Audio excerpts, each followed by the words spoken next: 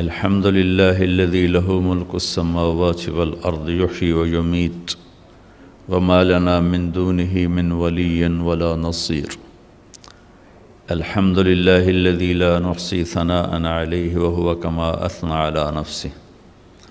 وأشهد أن لا إله إلا الله وحده لا شريك له وأشهد أن سيدنا ومولانا محمدا عبده ورسوله. أما بعد، فأعوذ بالله من الشيطان الرجيم. بسم الله الرحمن الرحيم. الحج أشهر معلومات فمن فرض فيهن الحج فلا رفث ولا فسوق ولا جدال في الحج وما تفعلوا من خير يعلمه الله. وقال النبي صلى الله تعالى عليه وسلم: الحج المبرور ليس له الجزاء إلا الجنة او كما قال صلی اللہ تعالی علیہ وسلم. میرے محترم بھائی اور بہنوں، اللہ تعالیٰ نے آپ کو ایک مبارک سفر کے لیے قبول فرمایا ہے. حج آدم علیہ السلام سے شروع ہوا ہے. عبادات میں کوئی اجتہاد اور عقل نہیں، جیسے اللہ نے کہا ہے ویسے کرنا ہے. نماز اپنی عقل سے ہم معلوم نہیں کر سکتے، روزہ ہے، حج ہے. عبادات میں جیسے آسمان والے نے بتایا اور جیسے جناب رسول اللہ صلی اللہ علیہ وسلم نے کر کے دکھلایا، بس ہم نے وہ کرنا ہے. باقی چیزوں میں معاملات ہیں، زندگی کی باقی ضروریات ہیں، اس میں زمانے کے لحاظ سے سوچ بچار بھی ہے، تبدیلی بھی ہے، اجتہاد بھی ہے. لیکن عبادت اسے کہتے ہیں جس میں بس جو اللہ نے کہا، جو اس کے نبی نے فرمایا، کر کے دکھایا، ویسے کرنا ہے. آدم علیہ السلام سے عبادات کا سلسلہ شروع ہوا ہے. نماز بھی تھی، روزہ بھی تھا، حج بھی ہے، زکوٰۃ بھی ہے. تو اللہ تعالیٰ نے حج کو فرض قرار دیا، لیکن اس کا فرض ہونا جیسے بیان کیا ہے وہ سب سے جدا ہے. نماز کو فرض قرار دیا، ان الصلاۃ کانت علی المؤمنین کتابا موقوتا. ایمان والوں پر نماز فرض ہو گئی. اس میں کہیں اللہ کا نام نہیں آیا، فرض اللہ ہی نے کیا ہے. اقیموا الصلاۃ وآتوا الزکاۃ، نماز قائم کرو، فرض ہے. زکوٰۃ ادا کرو، مال والوں پر زکوٰۃ فرض ہے. کتب علیکم الصیام، تم پر روزہ فرض ہے. نماز کو فرض کیا. ان الصلاۃ کانت علی المؤمنین کتابا موقوتا، اس آیت میں اللہ کا نام نہیں. کتب علیکم الصیام، روزے تم پر فرض کیے گئے، کرنے والا اللہ ہے. نماز تم پر فرض ہوئی، اللہ نے کی. آتوا الزکاۃ، زکوٰۃ دو، اللہ نے حکم دیا. لیکن جب اللہ نے حج کو فرض کیا تو سب سے الگ عبارت استعمال فرمائی. وللہ، ایک تو وللہ، سب سے پہلے نام ہی اپنا شروع کیا. وللہ، کتب علیکم الصیام وللہ، ان الصلاۃ وللہ، اقیموا الصلاۃ اور وللہ، آتوا الزکاۃ وللہ. میں نے تقابل کر کے آپ کو بتایا تاکہ آپ کے سامنے ہو کہ دونوں میں فرق ہے بہت بڑا. ایک فریضہ ہم پر اللہ تعالیٰ لاگو کرنے والا ہے اور نام ہی اپنا شروع کیا، وللہ. اللہ، پہلا نام ہی اللہ کا ہے کہ یہ سب کچھ کس لیے ہے؟ کہ بھئی اللہ کے لیے ہے. ایک دوسرا مطلب کیا ہے؟ وللہ. آپ سب سے پوچھیں گے، آپ بھی بتائیں گے حج کرنے جا رہے ہیں، حج کرنے جا رہے ہیں. لیکن وللہ اللہ کے لفظ سے شروع ہونے میں ایک اشارہ ہے کہ آپ لوگوں سے یوں کہو ہم اللہ کی ملاقات کے لیے جا رہے ہیں. اللہ نے بلایا ہے تو ہم ملاقات کے لیے، وللہ، اللہ کے لیے جا رہے ہیں. دو. تیسرا حج مشقت کا سفر ہے، چاہے آپ کو یہ کتنی سہولتیں دیں، حج مشقت کا سفر۔ تو وللہ میں تیسرا مطلب یہ کہ میرے بندے بندیوں، جب مشقت آئے نا، محبت کا راستہ یوں ہی طے ہوتا ہے، یہ مشقتوں سے طے ہوتا ہے، تو یوں سمجھنا یہ اللہ کی ملاقات کی مشقت ہے، اور کیا چاہیے۔ ضرورت مند کسی بڑے صاحب سے ملنے کے لیے گھنٹوں دروازے پر بیٹھے رہتے ہیں، کوئی شکوہ نہیں کرتا۔ آج ملاقات نہیں ہوگی، اچھا جی کل آ جاؤں، کل دا ٹائم دے دو، کل بھی گئے جی صاحب جی میٹنگ ہے چاہیے تسی پرسوں آوے آج۔ یہ بڑے تاجر، ان کو روز کے تجربے ہیں، ان کے کام جہاں پھنستے ہیں وہاں یہ گھنٹوں بیٹھے رہتے۔ تو حج میں بھی رکاوٹیں آتی ہیں۔ ویسے تو حج اپنی ذات میں ہی مشکل عمل ہے، مشقت والا ہے، اور اب رش کی وجہ سے اور مشقت بڑھ جاتی۔ وہ جو چند دن ہیں حج کے، باقی تو اب سہولت اللہ کا فضل، اب مدینے میں بھی آپ اچھی رہائش ہوگی آپ کی، مکہ میں بھی۔ حج کے 5 دن مشقت سے بھرپور ہوتے ہیں۔ تو وللہ ہے کہ میرے بندے بندیوں پہ اپنے وہ گروپ والوں کو گالیاں نہ دینا، بلکہ میرے وہاں بیٹھ کے دعائیں مانگنا کہ اللہ تیری ملاقات کو آئے تھے، یہ مشقت ہے، اپنی دعائیں مانگنا شروع کر دیں کہ وہ گھڑی قبولیت کی ہوتی، کہ تم اللہ کے لیے مشقت اٹھا رہے ہو، اللہ کی رحمت تم پر متوجہ ہوتی۔ وَلِلَّهِ عَلَى النَّاسِ حِجُّ الْبَيْتِ مَنِ اسْتَطَاعَ إِلَيْهِ سَبِيلًا وَمَنْ كَفَرَ فَإِنَّ اللَّهَ غَنِيٌّ عَنِ الْعَالَمِينَ۔ عجب طریقے سے اللہ نے حج کو فرض کیا ہے۔ وَلِلَّهِ، کہاں جا رہے ہو؟ اللہ کی ملاقات۔ حج کس لیے ہے؟ اللہ کے لیے ہے۔ مشقت کس لیے ہے؟ اللہ کے لیے ہے۔ تو اپنی نام سے شروع کر کے اس عمل کی عظمت کو عرشوں تک پہنچا دیا۔ پھر آگے کہا علی الناس، علی المومنین نہیں کہا علی الناس، حالانکہ علی المومنین ہے، اور علی المومنین میں بھی صرف مالدار ہیں، اور مالداروں میں بھی صرف صحت مند ہیں، نہ بیمار مطلوب ہیں نہ غریب مطلوب ہیں۔ اور مالدار ہو کے بھی اگر تکلیف آ گئی ہے تو وہ بھی مطلوب نہیں ہے، لیکن اللہ تعالیٰ نے بجائے علی المومن وللہ علی المومنین کی بجائے وللہ علی الناس، اس علی الناس سے سارے لوگ مراد نہیں، ایمان والے مراد ہیں۔ ایمان والوں میں جو مالی طاقت رکھتے ہیں وہ مراد ہیں، اور جو صحت مند ہیں، جانے کی طاقت رکھتے ہیں، وہ مراد ہیں۔ لیکن اللہ تعالیٰ نے وللہ سے اس کو اتنا خوبصورت کر کے پیش کیا ہے کہ گویا پوری دنیا کے انسانوں کے اندر طلب پیدا ہو گئی کہ یار اللہ سے ملیں، اللہ سے ملاقات کریں۔ خطاب صرف ایمان والوں کے لیے، لفظ وللناس، وللہ علی الناس، ساری دنیا کے ایمان والو آ جاؤ، بیمار ہو صحت مند ہو آ جاؤ، اے پوری دنیا کے کافرو تم بھی کلمہ پڑھ لو، آ جاؤ اپنے رب کی ملاقات کرو۔ اتنا خوبصورت کر کے اس کو پیش کیا ہے۔ حج البیت، یہ میرے گھر کا حج کرنا، حج ارادے کو کہتے ہیں۔ اللہ کے گھر جانے کا نام حج کا لفظ ہے ارادہ کرنا، ارادہ کرنا، لفظ کا مطلب ارادہ کرنا۔ پھر اس لفظ کو خاص کر دیا اللہ کے گھر جانے کا ارادہ کرنا، تو وہ اس کو حج کر دیا۔ تو یہ اتنی خوبصورت چیز ہے کہ اللہ نے پوری ایک تو آیت کو بہت خوبصورت طریقے سے شروع کیا، پھر پوری دنیا کو مخاطب کیا کہ آ جاؤ ایمان والے، آ جاؤ مرد عورت بوڑھے جوان بھی آ جاؤ، غیر مسلم کلمہ پڑھ کے آ جاؤ، حج البیت۔ ابتدا اس طرح کی ہے، اور انتہا میں پھر اللہ تعالیٰ نے استثناء کر دیا، ٹھیک ہے بھائی سارے نہیں کہہ رہا ہوں، سارے نہیں کہہ رہا ہوں، من استطاع الیہ سبیلا، جو آ سکتا ہے، ایمان والا، یہ شرط ہے، اور آنے کی طاقت ہے، صحت بھی ہے پیسہ بھی ہے، وہ ضرور آئے اور میرے گھر کا دیدار کرے، مجھ سے ملاقات کرے۔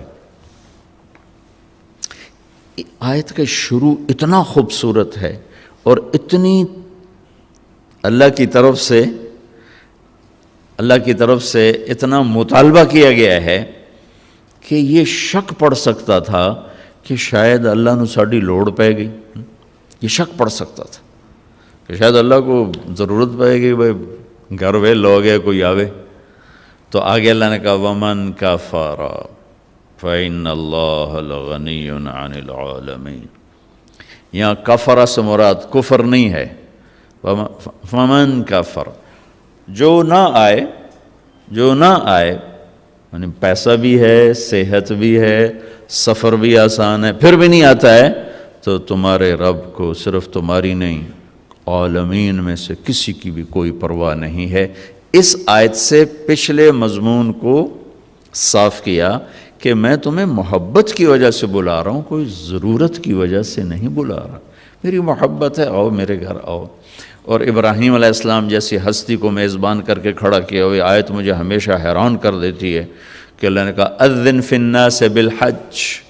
ابراہیم اعلان کر لوگوں کو کہہ کے آئیں.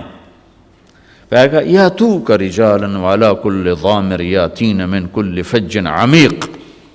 قیامت تک کے لیے اللہ تعالیٰ نے ابراہیم علیہ السلام کو حج کرنے والوں کا میزبان بنا دیا ہے کہ تو میزبان ہوگا. یا تو کا تیرے پاس آئیں گے.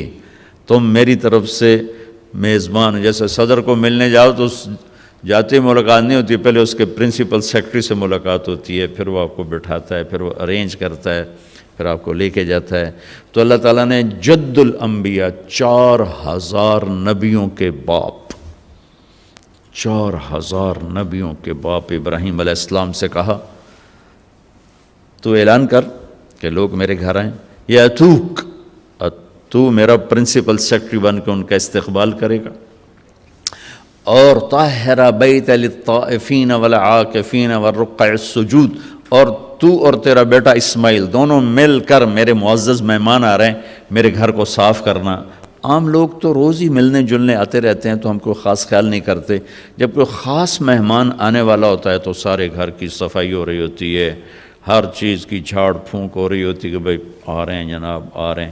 جب کوئی خاص مہمان آنے والا ہوتا ہے تو ڈیکوریشن کی جاتی ہے. جیسے آپ لوگ آ رہے تھے جو یہ آپ کے لیے ہوٹل والوں نے ڈیکوریشن کی ہے. تو میرا اللہ کہہ رہا ہے کہ ابراہیم اسماعیل میرے بڑے خاص مہمان آ رہے ہیں. جو اللہ کے گھر جا رہا ہے اللہ کا خاص مہمان ہے، میرے بڑے خاص مہمان آ رہے ہیں.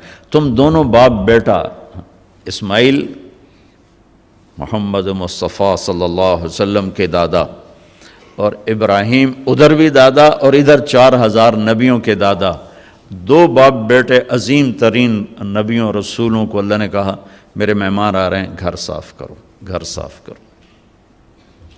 وَلِلَّهِ عَلَى النَّاسِ حِجُّ الْبَيْتِ مَنِ اسْتَطَاعَ إِلَيْهِ سَبِيلًا. بہت خوبصورت آیت ہے حج کو فرض کرنے کے لیے، اور بہت خوبصورت آیت ہے حج کی تھکاوٹ کا علاج. یہ آیت ذہن میں ہوگی تو اب لوگ یہ ٹور والوں کو گالیاں نہیں دو گے، اللہ سے باتیں کرو گے کہ جب اللہ کی نسبت پر آدمی تھکتا ہے تو محبت بڑھتی ہے، دعا کی طاقت بڑھتی ہے، اور اللہ کی معرفت بڑھتی ہے، اور اللہ کی طرف سے محبت پیدا ہوتی ہے. ویسے بھی حج اپنی اصل میں اللہ کی ملاقات کا نام ہے. یہ تھوڑی سی ترتیب ہے.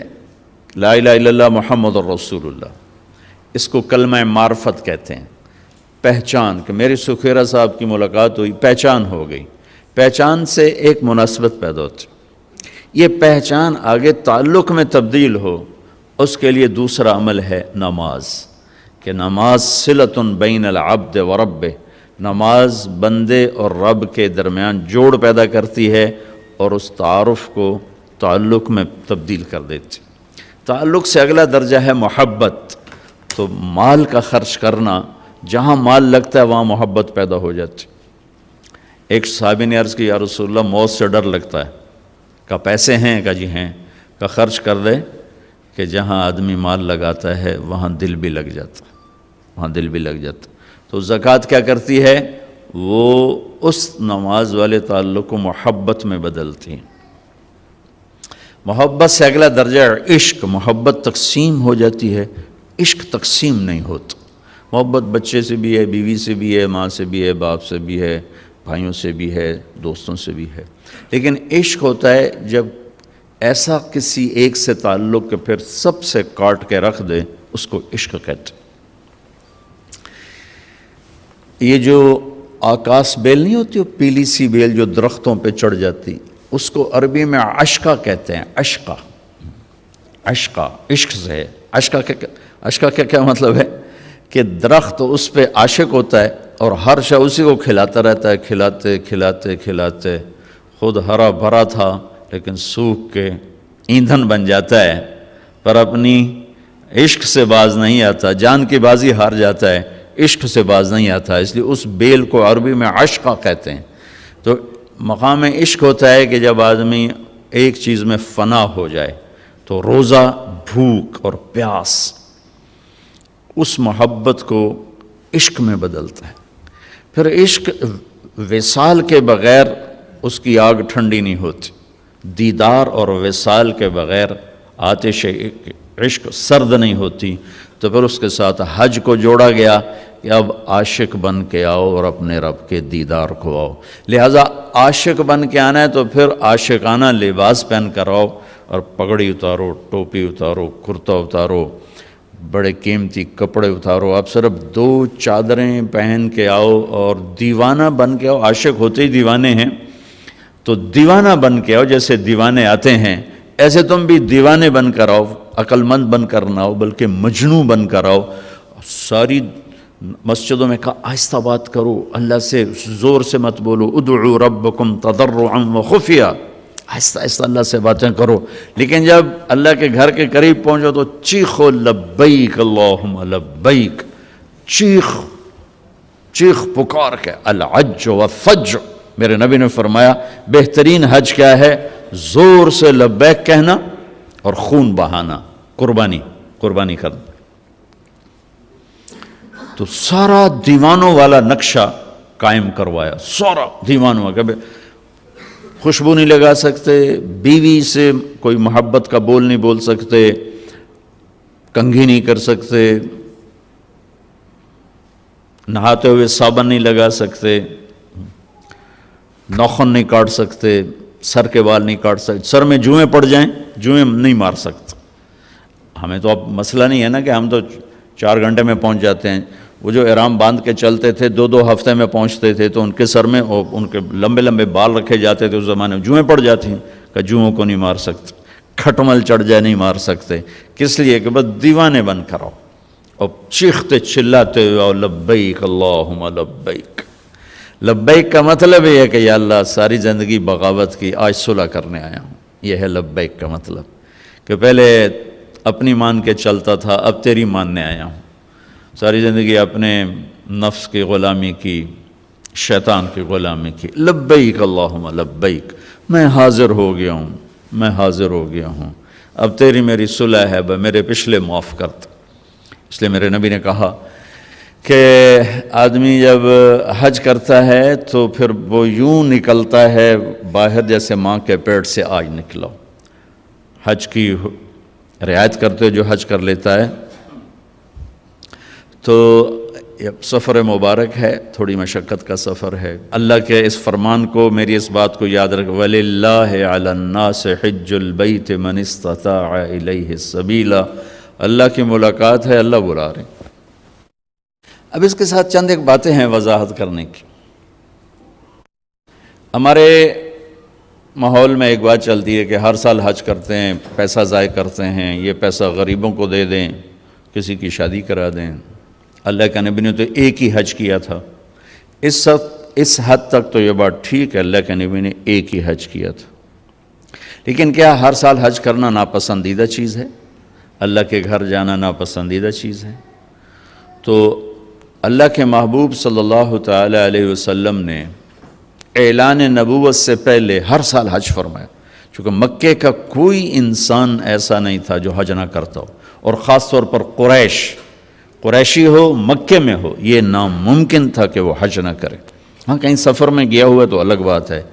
تو اعلان نبوت سے پہلے کوئی سال خالی نہیں جس میں آپ نے حج نہ کیا ہو، اور اعلان نبوت کے بعد کوئی سال خالی نہیں جس میں آپ نے حج نہ کیا ہو. اگر یہ حج وہ شریعت والا حج نہیں ہے، لیکن سنت ابراہیمی میں جو حج چلا آ رہا تھا اس میں بہت سی خرافات تھیں. ہمارے نبی وہ خرافات سے پاک تھے. آپ نے ہر سال حج فرمایا، ہر سال. خود ایک حج اس لیے کیا کہ 8 ہجری میں مکہ فتح ہوا، 8 میں جا کر حج فرض ہوا ہے، 8 ہجری میں مکہ فتح ہوا.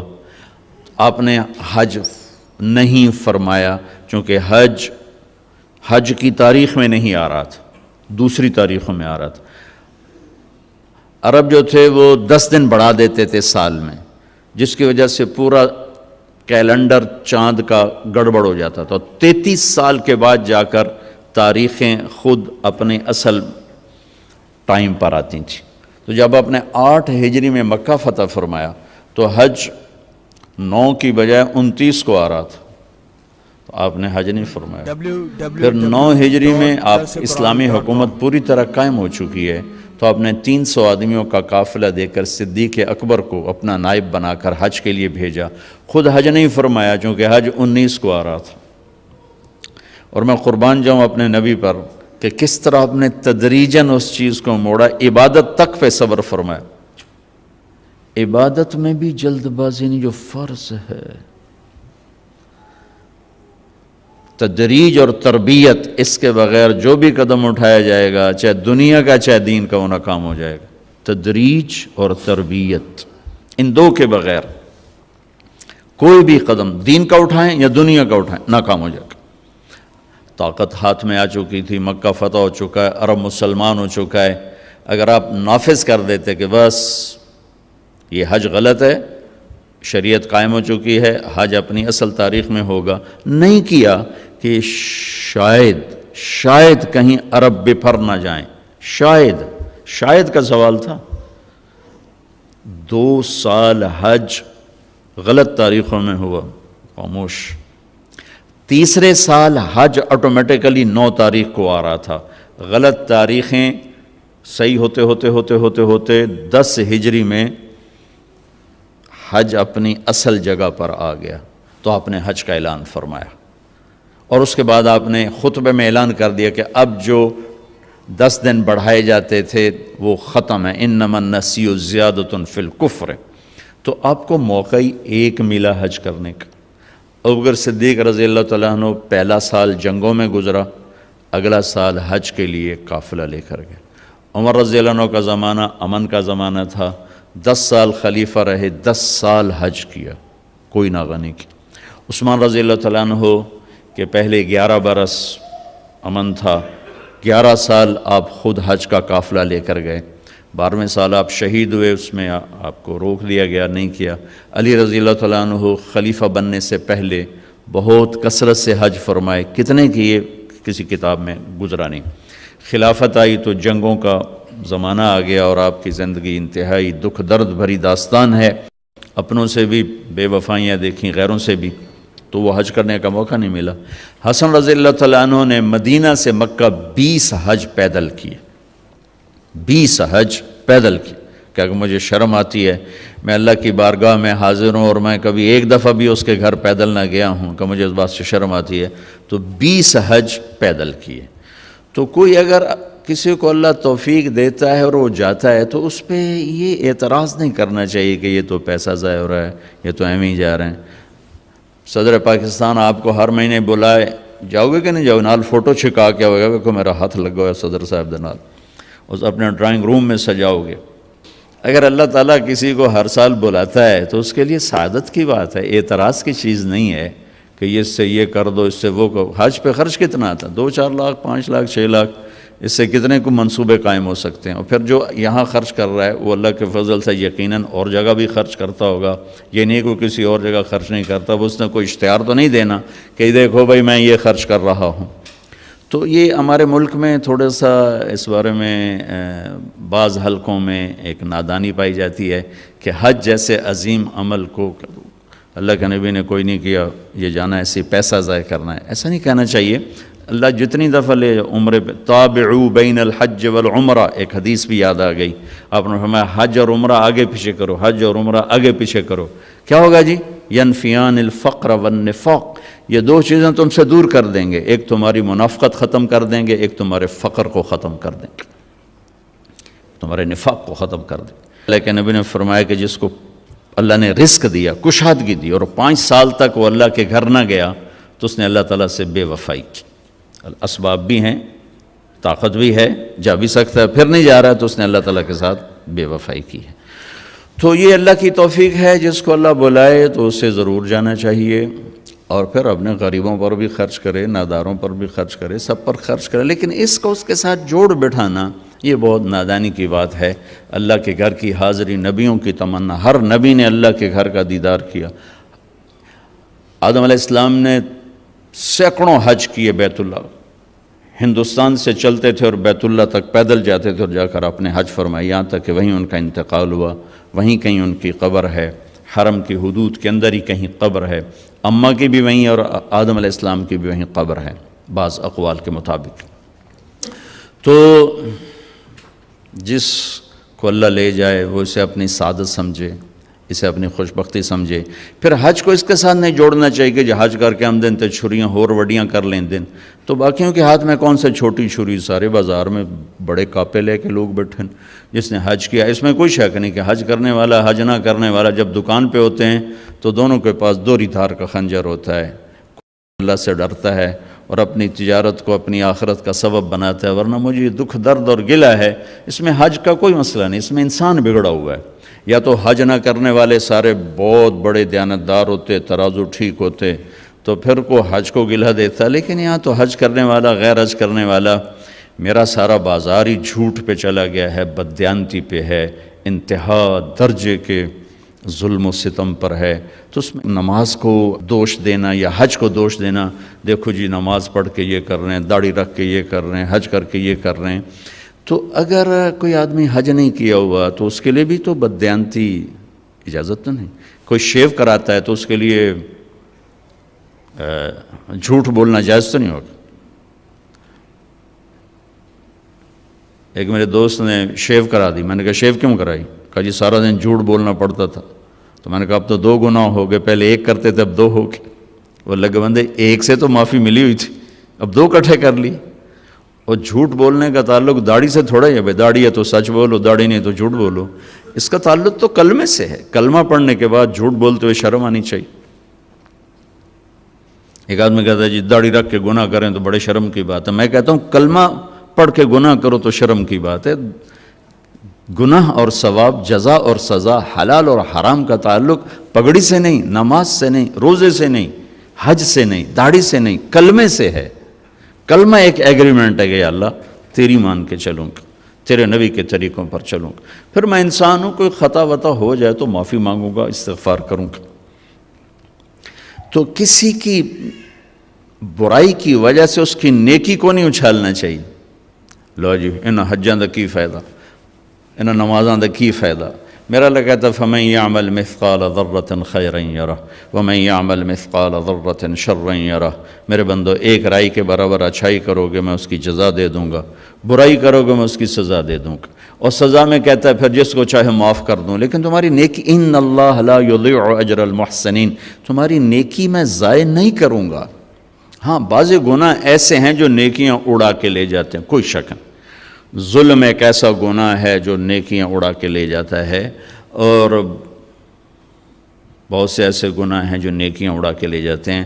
حرام کا لقمہ ایک ایسا گناہ ہے جو نیکیاں اڑا کے لے جاتا ہے، لیکن اتنا پھر بھی ضرور ہوتا ہے کہ عمل نہ کرنے کی جو پکڑ تھی وہ نہیں ہو۔ ایک آدمی نے ساری زندگی سود کھایا لیکن نماز نہیں چھوڑی، تو اس کو نماز نہ پڑھنے کا عذاب کبھی نہیں ہوگا۔ نماز پر جو کچھ ملنے والا ہے وہ تو نہیں ملے گا، لیکن نماز نہ پڑھنے کی پکڑ نہیں ہوگی۔ حج کیا حرام پیسے سے کیا، اللہ کے نبی نے کہا اس کا اللہ آسمان سے کہتا لا لبیک ولا سعدیک، لیکن حج نہ کرنے کا عذاب نہیں ہوگا، حج نہ کرنے کا عذاب نہیں ہوگا۔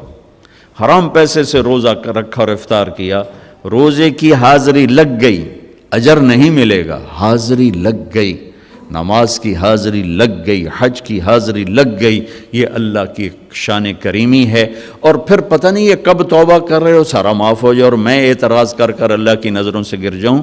میری بات غور سے سننا، جیسے آدمی زنا کر کے، شراب پی کے، سود کھا کے اللہ کی نظروں سے گرتا ہے، ایسے ہی لوگوں پر اعتراض کر کے اور انہیں حقیر سمجھ کے آدمی اللہ کی نظروں سے گرتا ہے۔ کسی پر اعتراض، کسی کی حقارت، کسی کی برائی کہ یہ کوئی آدمی ہے، یہ کوئی مرد ہے، یہ کوئی انسان ہے، یہ کوئی عورت ہے، یہ جملے نہ بولا کرو بھائیو۔ تجھے کیوں فکر ہے اے گل دلے صد چاک بلبل کی، تو اپنے پیرہن کے چاک تو پہلے رفو کر لے۔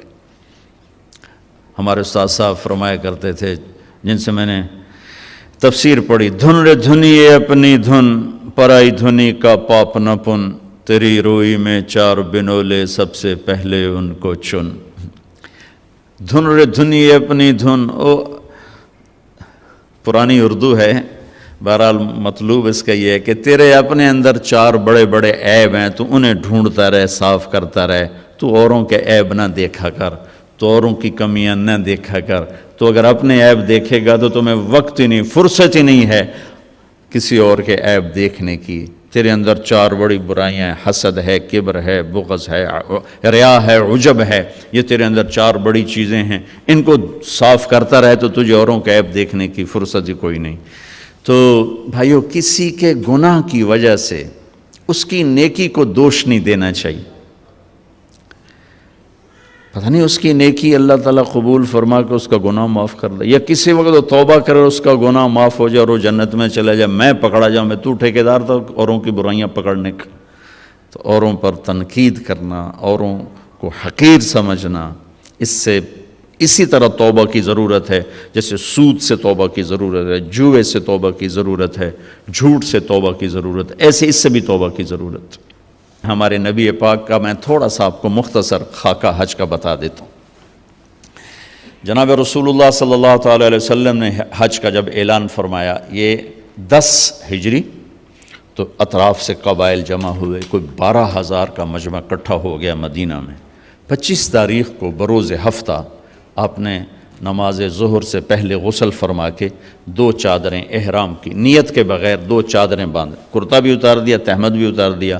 سحارہ ایک بستی ہے جو آج کل مسقط میں آتی، وہاں سے ایک کپڑا آتا تھا، اس کی آپ نے 2 چادریں لیں۔ پھر آپ نے ظہر کی نماز کے بعد اپنے پورے قافلے کو لیا، ذوالحلیفہ جس کو آج کل ابیار علی کہتے ہیں، یہاں آپ نے آ کر قیام فرمایا، اور عصر، مغرب، عشاء اور فجر اور ظہر 5 نمازیں آپ نے یہاں ادا فرمائیں۔ اور یہ جبریل کے کہنے پر، اللہ کے کہنے پر آپ گزر رہے تھے کہ جبریل ہے کہ یا رسول اللہ، اللہ فرما رہے ہیں یہ پاک وادی ہے، یہاں آپ قیام فرمائیں۔ یہاں حضرت اسماء بنت امیس رضی اللہ تعالیٰ عنہ کہ ہاں بیٹا پیدا ہوا، ابوبکر صدیق کے بیٹے محمد بن ابی بکر یہ پیدا ہوئے۔ ایک رات کے قیام کے بعد صبح آپ نے فجر کی نماز کے بعد غسل فرمایا، خوشبو لگائی، اپنے بالوں کو تیل لگایا، پھر شہد لگایا۔ شہد گوند کا کام دیتا ہے، چونکہ اب ننگے سر جانا تھا تو بال بڑے تھے، آپ کے شانوں تک آئے ہوئے تھے، تو آپ نے ان کو شہد لگا کے نا وہ کر دیا، جوڑ دیا، آپس میں جوڑ دیا۔ اور عائشہ رضی اللہ تعالیٰ نے آپ کو خوشبو لگائی۔ جسم پہ خوشبو لگا سکتے ہیں احرام سے پہلے، احرام کے کپڑے کو نہیں، جسم پہ خوشبو لگا سکتے ہیں احرام کی نیت کرنے سے پہلے، بالوں میں، مانگ میں آپ نے خوشبو لگائی۔ پھر اس کے بعد آپ نے ظہر کی نماز ادا فرمائی اور آپ اونٹنی پہ سوار ہوئے اور قبلہ رخ ہو کر آپ نے کہا لبیک حجۃ اللہم لبیک، آپ نے حج کا احرام باندھا۔ تو جبریل آئے کہ یا رسول اللہ، اللہ تعالیٰ فرما رہے ہیں عمرے کو شامل فرمائیں، عمرہ اور حج قران۔ حج کی 3 قسمیں، ایک حج افراد کہ ایک آدمی پہلے دن حج ہی کا احرام باندھتا ہے، ایک ہے حج قران کہ ایک آدمی پہلے دن عمرے اور حج کا اکٹھا احرام باندھتا ہے، ایک ہے حج تمتع کہ ایک آدمی عمرے کا احرام پہلے باندھتا ہے اور عمرہ کر کے فارغ ہو جاتا ہے، احرام اتار دیتا ہے، پھر حج سے پہلے احرام باندھتا ہے حج کا، یہ حج تمتع ہے۔ ہمارے نبی نے شروع کیا افراد سے، تو اس پر امام مالک کا قول یہ ہے کہ حج افراد افضل ہے۔ پھر اللہ کے حکم سے کیا حج قران، تو امام ابو حنیفہ رحمۃ اللہ علیہ کا قول ہے کہ حج قران سب سے افضل ہے۔ مکے پہنچ کر آپ نے فرمایا کہ مجھے خیال نہ رہا، اگر مجھے پہلے خیال آتا تو میں قران نہ کرتا، میں تمتع کرتا۔ اللہ کی منشا تھی کہ حج اور عمرہ اکٹھا ہو، قران ضروری نہیں تھا، حج اور عمرہ اکٹھا تھا۔ ایک بدعت کا ازالہ تھا، عرب حج کے مہینے میں عمرہ کرنا برا سمجھتے تھے، اس کو دور کرنا تھا۔ تو مکے پہنچ کے فرمایا کہ اگر مجھے پہلے خیال آ جاتا جو آج میں دے اب میں دے لو استقبلت من امری ما استدبرت، تو میں تمتع کرتا۔ تو امام شافعی اور امام احمد بن حنبل اس قول کو لے کر فرماتے ہیں کہ حج تمتع افضل ہے۔ اس لحاظ سے تینوں ہی افضل ہیں، اور اصل افضل وہ ہے کہ حج کیفیت کا نام ہے، جس کی جتنی اعلیٰ کیفیت ہوگی اس کا حج افضل ہوگا، وہ افراد ہے، وہ تمتع ہے، وہ قران ہے۔ باقی تو ظاہری اعمال ہیں، جو کیفیت بنا لے گا اس کا حج سب سے افضل ہوگا۔ حج کی تین قسمیں، ایک حج افراد کہ ایک آدمی پہلے دن حج ہی کا احرام باندھتا ہے، ایک ہے حج قران کہ ایک آدمی پہلے دن عمرے اور حج کا اکٹھا احرام باندھتا ہے، ایک ہے حج تمتع کہ ایک آدمی عمرے کا احرام پہلے باندھتا ہے اور عمرہ کر کے فارغ ہو جاتا ہے، احرام اتار دیتا ہے، پھر حج سے پہلے احرام باندھتا ہے حج کا، یہ حج تمتع ہے۔ ہمارے نبی نے شروع کیا افراد سے، تو اس پر امام مالک کا قول یہ ہے کہ حج افراد افضل ہے۔ پھر اللہ کے حکم سے کیا حج قران، تو امام ابو حنیفہ رحمۃ اللہ علیہ کا قول ہے کہ حج قران سب سے افضل ہے۔ مکے پہنچ کر آپ نے فرمایا کہ مجھے خیال نہ رہا، اگر مجھے پہلے خیال آتا تو میں قران نہ کرتا، میں تمتع کرتا۔ اللہ کی منشا تھی کہ حج اور عمرہ اکٹھا ہو، قران ضروری نہیں تھا، حج اور عمرہ اکٹھا تھا۔ ایک بدعت کا ازالہ تھا، عرب حج کے مہینے میں عمرہ کرنا برا سمجھتے تھے، اس کو دور کرنا تھا۔ تو مکے پہنچ کے فرمایا کہ اگر مجھے پہلے خیال آ جاتا جو آج میں دے اب میں دے لو استقبلت من امری ما استدبرت، تو میں تمتع کرتا۔ تو امام شافعی اور امام احمد بن حنبل اس قول کو لے کر فرماتے ہیں کہ حج تمتع افضل ہے۔ اس لحاظ سے تینوں ہی افضل ہیں، اور اصل افضل وہ ہے کہ حج کیفیت کا نام ہے، جس کی جتنی اعلیٰ کیفیت ہوگی اس کا حج افضل ہوگا، وہ افراد ہے، وہ تمتع ہے، وہ قران ہے۔ باقی تو ظاہری اعمال ہیں، جو کیفیت بنا لے گا اس کا حج سب سے افضل ہوگا، چاہے وہ افراد ہو چاہے وہ قران ہو۔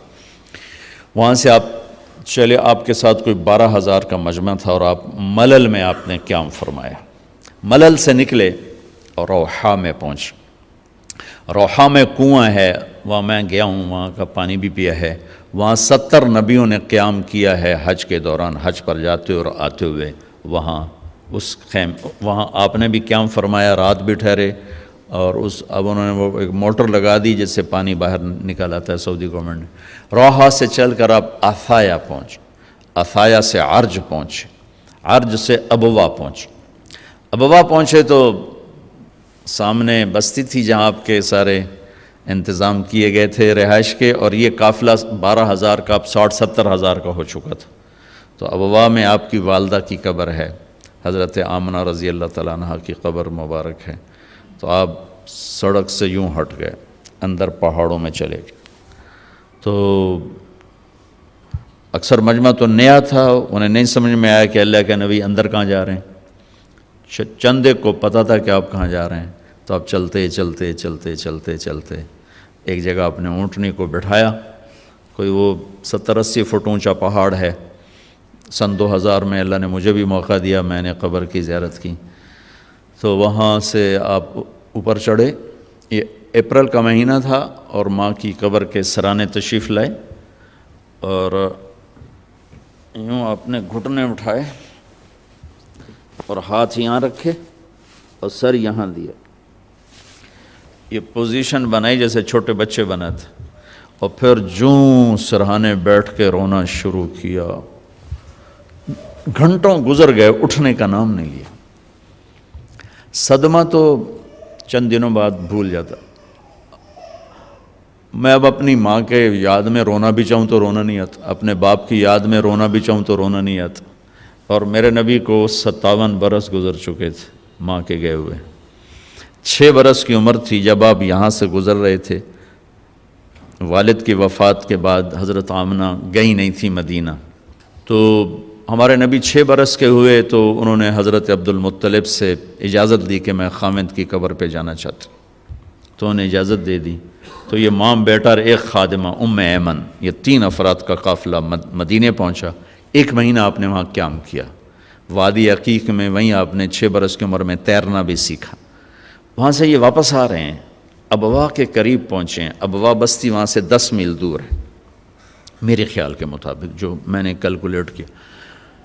تو وہاں اچانک موت کا وار ہوا ہے، جس سے مجھے لگتا ہے جیسے ہارٹ اٹیک ہوا ہوگا، ہارٹ اٹیک ہوا، اچانک موت کا وار ہوا۔ اور وہ جیسے اللہ نے کروڑوں اربوں سال پہلی وہ جگہ طے کر رکھی تھی، وہ اوپر پہاڑ، ایسے سارے پہاڑ تو یوں ہیں لیکن وہ پہاڑ اوپر جا کے ایسے فلیٹ ہیں، جیسے چوکور ایک فرش بنا ہوا تھا۔ وہاں یہ دردناک کہانی کا اینڈ ہوا ہے۔ اور حضرت آمنہ 25 برس کی عمر تھی، وہ بولا نہیں جا رہا تھا اور بار بار ایسے پہلو بدل رہی تھی۔ اس سے مجھے اندازہ ہوتا ہے کہ شاید ہارٹ اٹیک ہوا ہوگا۔ آخری لفظ بولا کہ کل حی میت و کل جدید بال وقد ولدت طہرا۔ وہ جنگل میں 6 سال کے بچے کو چھوڑتے ہوئے مرنا اور 6 سال کے بچے کا جنگل میں ماں کو مرتے دیکھنا، اس خوبصورت ہوٹل میں آپ کیسے جان سکتے ہیں وہ اس جگہ کا درد جو میں نے اپنی آنکھوں سے دیکھا۔ اور میں ہزاروں دفعہ یہ قصہ سنا چکا ہوں، ہر دفعہ میرا آنسو بے قابو ہو جاتا ہے کہ میں وہاں پہنچ جاتا ہوں۔ زندگی سوری سفروں میں گزر گئی، ایسا سفر زندگی میں کبھی نہیں کیا، نہ وہ کیفیت نصیب ہوئی۔ بیت اللہ کے اندر 2 دفعہ گیا ہوں، لیکن جو کیفیت حضرت آمنہ کی قبر پر تھی، اور جو اس وقت، چونکہ میں نے تھوڑی تاریخ پڑھی تھی تو میں وہ ان دھندلکوں میں اللہ کے نبی کا تڑپنا دیکھ رہا تھا، کیسے آپ ماں ماں کہہ رہے تھے، اور پھر چاروں طرف ایسے کالے پہاڑ ہیں، خوف آتا۔ 1400 سال پہلے وہاں کیا ہوگا، میں تو سن 2000 میں گیا تھا تو خوف آتا تھا، کسی گائیڈ کے بغیر آپ جا بھی نہیں سکتے۔ اوہو بیٹا، ہر زندہ نے مرنا ہے اور ہر جوانی نے ڈھلنا ہے۔ مجھے لگتا ہے تیری ماں کا وقت آ چکا ہے، اور میں نے ایک بچہ جنا ہے جو ایک دن سارے عالم کو روشن کرے گا، سارے عالم کو پاک کرے گا۔ جیسے ماتھے کو پڑھ لیا ہو کہ کیا یہ بچہ آگے کیا ہے، کیا ہونے والا ہے، اور جان نکل گیا۔ شاید پتھر جوڑ کے دفن کر دیا، یا کوئی گزرے ہوں گے ان سے مدد لی ہوگی۔ یہ عقدہ آج تک حل نہیں ہوا کہ کس نے وہاں مدد کی ان کو وہاں دفن کرنے میں۔ کوئی راہ گورا گزرے یا کیا ہوا اللہ ہی جانے، کوئی کتاب سے کوئی مدد نہیں ملی۔ نیچے اترے تو آپ ہمارے نبی نے پھر دوڑ لگائی اور اوپر چڑھ گئے۔ میرے نبی نے کہا جب تم پہ صدمے آئیں تو میرے صدمے یاد کرنا، تمہارے اپنے غم بڑے ہلکے ہو جائیں گے۔ تو آپ پھر بھاگ کے اوپر چڑھے۔ آپ اس بچے کا تصور کرو جس نے باپ دیکھا نہیں اور ماں ایک جنگل میں مری ہو، کوئی آسرا سہارا نہیں۔ جب ام ایمن اوپر پہنچی ہیں تو ایک دردناک منظر تھا۔ اللہ کے نبی ماں کی قبر کو چمٹ کر یوں اوپر لیٹے ہوئے تھے، قبر کو پتھروں کو ایسے ہی چمٹے ہوئے تھے۔ ام ایمن قریب آئیں تو آپ کہہ رہے تھے ماں جی آپ کو تو خبر تھی آپ کے سوا میرا کوئی نہ تھا، آپ مجھے چھوڑ کے کہاں چلی گئی۔ اوہ ہو ام ایمن نے اٹھانا چاہا، انکار کر دیا۔ کھینچ کے نیچے لائیں، کھینچ کے، اور مکے تک کا راستہ یہ معصوم روتے روتے گزرا، روتے روتے۔ تو وہ 57 سال پرانا درد ابھی زخم بھرا نہیں، آپ اس پوزیشن میں بیٹھے اور اتنا روئے کہ سارا رواں آپ کا آنکھ بن کے رو رہا تھا، اور ساری داڑھی آپ کی آنسوں سے تر ہو گئی، اور آپ نے آگے جانے سے انکار کر دیا کہ میں آج رات اپنی ماں کے پاس ٹھہروں گا۔ اللہ اکبر، آگے نہیں گئے، وہیں رات گزاری۔ حالانکہ وہاں تو میں دیکھ کر آیا، وہاں تو 10 آدمیوں کی جگہ نہیں، وہاں 60-70 ہزار آدمی ساتھ، سونے کی تو جگہ ہی کوئی نہیں، لیٹنے کی جگہ ہی کوئی نہیں، آپ نے رات وہیں گزاری۔ ایک دفعہ اس تمنا کا آپ نے یہاں نہیں، ایک اور موقع کہ اگر میری ماں زندہ ہوتی تو تم لوگ دیکھتے میں اس کی کیسی خدمت کرتا، میں عشاء کی نماز کے مصلی پر ہوتا اور میں سورۃ فاتحہ شروع کر چکا تھا، فرض نماز، اور مسجد میں باجماعت نماز، اور میں سورۃ فاتحہ پڑھ رہا ہوتا اور ادھر سے آواز آتی بیٹا محمد، تو میں نماز توڑ کے کہتا لبیک ماں جی، میں حاضر ہوں ماں جی۔ وہ رات آپ نے وہاں گزاری، کیا رات تھی!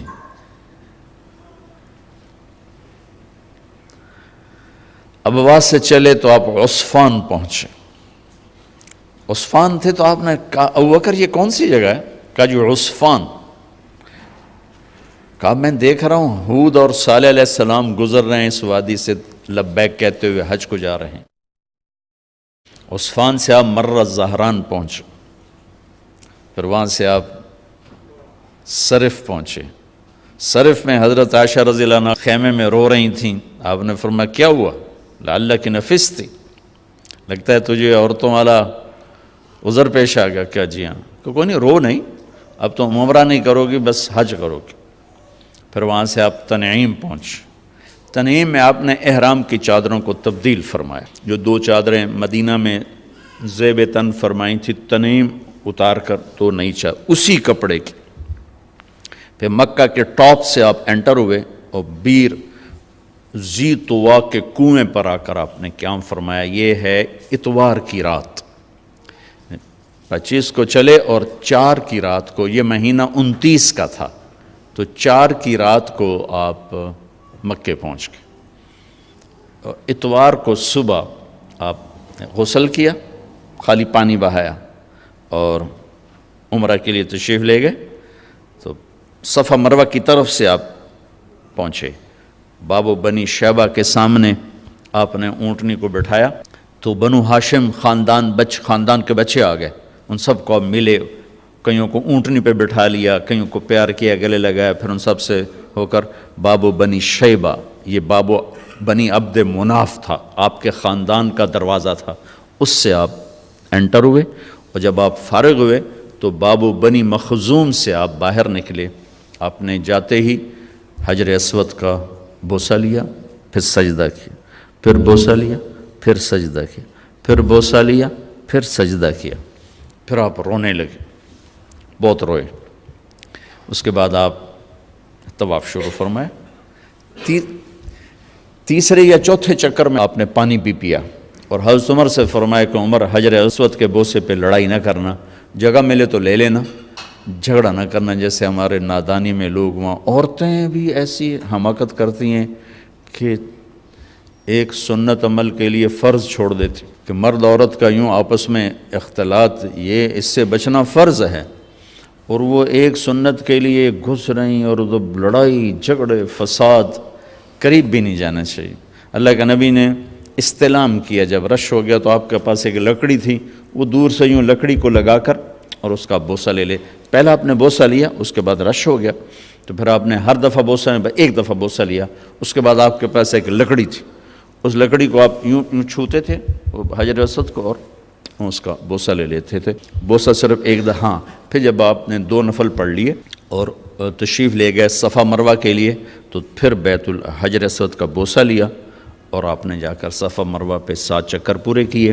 بعض روایت میں ہے کہ 3 چکر پیدل کیے، پھر مجمع زیادہ ہو گیا تو 4 اونٹنی پر بیٹھ کر گیا تاکہ لوگ دیکھ لیں۔ اس کے بعد آپ نے اعلان فرمایا کہ بھئی جن کے پاس قربانی کا جانور نہیں ہے وہ احرام کھول دو۔ تو صحابہ نے کہا یا رسول اللہ آپ کھولیں، تو آپ نے فرمایا کہ میرے پاس قربانی کا جانور ہے، ابو بکر کے پاس، عمر، زبید، طلحہ یہ نہیں کھولیں گے جو کہ ان کے پاس بھی قربانی کا جانور ہے، باقی جن کے پاس نہیں کھول دو۔ تو سب نے کھول دی، اور حج افراد بھی تمتع بن گیا، حج قران بھی تمتع بن گیا۔ اب نہیں ہو سکتا، اب جو نیت کریں گے وہی کرنی پڑے گی، لیکن اللہ کے نبی کا خاص حکم تھا تو سب کا حج تمتع بن گیا۔ اتوار، پیر، منگل، بدھ 4 دن آپ وہاں ٹھہرے۔ ان 4 دنوں میں آپ بیت اللہ تشریف نہیں لائے، طواف بھی نہیں کیا، کسی نہیں کیا کہ میرے آنے سے لوگوں کو تکلیف ہوگی، رش بڑھے گا، تو لوگوں کو تکلیف سے بچانے کے لیے نفل عبادت چھوڑنا میرے نبی کا طریقہ۔ ہم نفل پڑھنے کے لیے لوگوں کی جئی تئی پھیر کے رکھ دیتے۔ ایک کسی بزرگ سے کسی نے پوچھا کبھی آپ کی تہجد قضا ہوئی؟ کہنے لگے زندگی میں 1 دفعہ ہوئی۔ وہ کیسے ہوگی؟ کہ میں ایک جگہ مہمان تھا تو تہجد میں اٹھا تو دروازے کے پاس ایک آدمی سویا ہوا تھا، تو دروازے تک جانے کے لیے اسے اس کے اوپر سے گزرے بغیر راستہ کوئی نہیں تھا، تو مجھے خطرہ ہوا میں اس کے اوپر سے گزرا تو اس کی آنکھ کھل جائے گی، تو میں واپس آ کے لیٹ گیا۔ بس زندگی میں 1 دفعہ میری تہجد قضا ہوئی ہے۔ تو ہم لوگ نوافل کے لیے لوگوں کو اذیت میں ڈال دیتے، اور میرے نبی نے طواف جیسا عمل، طواف کے ہر قدم پہ 70,000 نیکی لکھی جاتی، طواف جیسا عمل نہیں کیا کہ میں جاؤں گا رش بڑھے گا لوگوں کو تکلیف ہوگی۔ صرف بدھ کو گئے، ظہر کی نماز پڑھی اور حج کا طریقہ بتایا۔ پھر جمعرات کو آپ نے اپنے قافلے کو لے کر، یہ اب قافلہ کوئی 1 لاکھ کے قریب ہو چکا تھا، اب مینا تشریف لے گئے، مسجد خیف، وہاں آپ کا خیمہ لگا، وہاں آپ نے 5 نمازیں ادا فرمائیں، یہ جمعرات کا دن تھا، اور 5 نمازوں کے علاوہ وہاں کوئی اور عمل آپ نے نہیں فرمایا۔ اور جمعے کی صبح پھر آپ نے فجر کے بعد ہی عرفہ کی طرف سفر شروع فرمایا، اور جبریل نے آ کر کہا یا رسول اللہ، اللہ کہہ رہے ہیں لبیک، زور سے کہیں، زور سے لبیک کہیں۔ تو آپ بھی اور صحابہ بھی زور زور سے لبیک کہہ رہے تھے۔ پھر وہاں آپ کے لیے سرخ رنگ کا چمڑا، اس کا خیمہ لگایا گیا تھا، وہاں جاتے ہی آپ نے بیٹھ گئے، آرام کیا زوال تک۔ اس کے بعد آپ نے اٹھ کے غسل فرمایا، پھر بلال سے پوچھا زوال کا وقت ہو گیا؟ کہا جی ہو گیا۔ پھر آپ تشریف لائے اور آپ نے خطبہ دیا۔ اس کے جو بڑے بڑے عنوان ہیں وہ میں دہرا دیتا ہوں۔ 10 تاریخ کو خطبہ دیا، 11 کو دیا، 9 کو دیا، 9، 10، 11، 3 دن آپ نے تقریر فرمائی، ایک ہی تقریر ہے، تینوں دن ایک ہی تقریر ہے، تھوڑی کمی بیشی کے ساتھ۔ اور ہر تقریر کو آپ نے یہاں سے شروع کیا کہ لوگوں، جیسے یہ بیت اللہ قابل احترام ہے، یہ دن قابل احترام ہے، یہ مہینہ قابل احترام ہے، تمہارے جان، تمہارے مال، تمہاری عزت ایک دوسرے کے لیے قابل احترام ہے۔ کسی کی جان کے دشمن نہ بننا، کسی کے مال کے دشمن نہ بننا، کسی کی عزت اور آبرو کے دشمن نہ بننا۔ حقوق العباد پر ہی یہ سارا خطبہ مشتمل ہے، عبادات کا اس میں کوئی ذکر نہیں آیا ہے۔ دوسرا ارشاد فرمایا کہ آپس کی لڑائیاں میں نے بند کر دی ہیں، اور سب سے پہلے میں اپنے خاندان کی لڑائی ختم کرتا ہوں۔ آپ کے تایا کے پوتے ربیہ بن ایاس بن حارث بن عبد المطلب کو حذیل نے قتل کیا تھا، فرمایا میں یہ خون معاف کرتا ہوں، آج کے بعد تمہاری جاہلیت کی لڑائیاں میرے پیروں تلے دفن ہوگی۔ پھر فرمایا آج کے بعد میں سود کو ختم کرتا ہوں، یہ میرے پیروں تلے دفن ہو گیا۔ کسی نے نہیں دینا، کسی نے نہیں لینا، تمہارے لیے تمہارا اصل مال ہے، سود میں نے حرام کر دیا ہے، اور سب سے پہلے میں اپنے چچا عباس کا سود ختم کرتا ہوں۔ عباس رضی اللہ عنہ پورا بینک تھے، پورا بینک، ان کا سود اتنا تھا جیسے آج کل کے بینکوں کا سود ہے، اتنا بڑا سود کا نظام تھا۔ یہ میں نے ایک عرب سے سنا ہے، پڑھا نہیں، سنا ہے کہ حضرت عباس نے فرمایا کہ میرے بھتیجے نے میرا سود ختم کیا ہے، میں اصل بھی ختم کرتا ہوں۔ اس پر اللہ نے ان کے خاندان کو 524 سال حکومت عطا فرمائی۔ 132 ہجری سے لے کر 656 ہجری تک حضرت عباس کی اولاد نے حکومت کی۔ یہ اس قربانی کا صلہ تھا جو انہوں نے سود کے ساتھ اصل کو بھی معاف کر دیا، کہ میں سود ختم کرتا ہوں۔ اس کے بعد آپ نے ارشاد فرمایا کہ میں عورتوں کے بارے میں تمہیں خاص طور پہ نصیحت کرتا ہوں، وصیت کرتا ہوں کہ اللہ نے ان کو کمزور بنایا ہے، ان پر زیادتی نہ کرنا، ان پر ظلم نہ کرنا، انہیں ذلیل و خوار نہ کرنا۔ ایک بول پر اپنی عزت تمہارے حوالے کر دیتی ہیں، ساری زندگی تمہارے در پہ گزار دیتی ہیں، تو ان کے ساتھ برا سلوک نہ کرنا، ان کے ساتھ بدتمیزی نہ کرنا۔ اس کو خاص طور پہ اپنے ارشاد فرمایا۔ پھر ارشاد فرمایا کہ امانت میں کبھی خیانت نہ کرنا، امانت میں کبھی خیانت نہ کرنا۔ پھر ارشاد فرمایا جو کسی کی ضمانت اٹھائے گا پھر اسے وہ ادا کرنی پڑے گی۔ سکھیرا صاحب نے میری ضمانت اٹھائی، میں وہ کام نہیں کر سکا تو اب سکھیرا صاحب کے ذمے ہو گیا، ان کو کرنا پڑے گا۔ والزعیم غارم، اور کسی سے کوئی چیز مانگ کے لو تو اسے واپس کرنا ضروری ہے، اسے واپس کرنا